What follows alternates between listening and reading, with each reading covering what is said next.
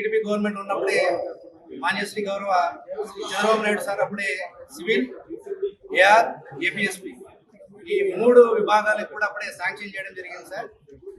ఆ కాలంలో civil కేఆర్కి sanction అయినాయి సార్. వేరే మా ఏపీఎస్పీకి వచ్చేసరికి కొన్ని సాంకేతిక కారణాలు మరియు ఎన్నికల నియమావళి రావడంతో కొంత జాప్యం జరిగింది సార్. దాని తర్వాత 2019 నుంచి 2024 వరకు ఏర్పడినటువంటి నూతన ప్రభుత్వానికి కూడా మాకు జరిగినటువంటి అన్యాయాన్ని కూడా పెద్దలకి వివరించడం జరిగింది సార్. వారి దగ్గర నుంచి సరైన స్పందన అయితే రావడం కరువైంది సార్. తదనంతరము యువగలం ప్రోగ్రాం నందు మా మంగళగిరి కాన్స్టిట్యూన్సీ నుంచి మాన్యశ్రీ గౌరవ ఐటీ మినిస్టర్ లోకేష్ సార్కి మా యొక్క రిప్రజెంటేషన్ ఇవ్వడం జరిగింది సార్. మాకు జరిగినటువంటి అన్యాయం గురించి సార్కి వివరించడం జరిగింది సార్. సార్ ఆ రోజే చెప్పారు సార్, ఖచ్చితంగా మన ప్రభుత్వం వచ్చిన తర్వాత ఈ ఏపీఎస్పీ కానిస్టేబుల్ అందరికీ కూడా న్యాయం చేస్తామని చెప్పారు సార్.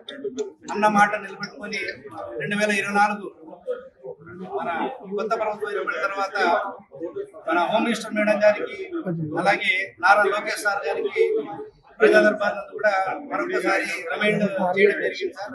వెంటనే లోకేష్ సార్ దీని మీద వెంటనే చర్య తీసుకోమని చెప్పేసి సంబంధిత అధికారులకు దీని గురించి చెప్పడం జరిగింది సార్. ఈ రోజు ఆ యొక్క కళాన్నది మాకు నెరవేరింది సార్.